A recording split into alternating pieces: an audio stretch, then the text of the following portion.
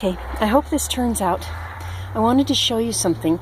A while back I had talked about my greenhouse and the fact that the roof is actually sloped to the north. Now there's a very specific reason for this. The roof on the greenhouse was designed, first of all, to minimize the amount of sun collected during the summer. Most greenhouses are created for an area that is shall we say, less temperate? That's not the right word. It's designed for areas with cool summers and very cold winters. So maximizing the amount of sun during the summer is an absolute necessity.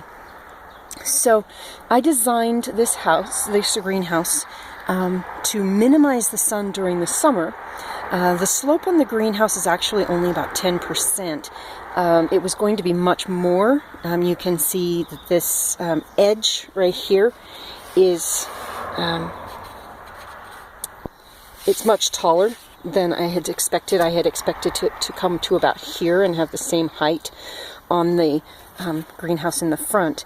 That would have minimized the amount of sun getting in during the summer, and thus minimizing the heat.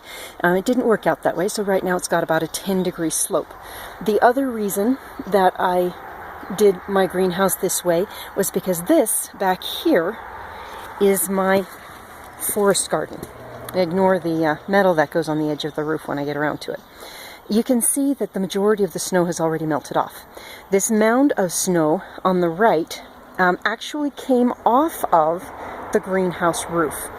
And the idea is that by sloping the roof to the north, having the lower slope of the roof toward the north anyway, we will maximize the amount of water coming here into the forest garden.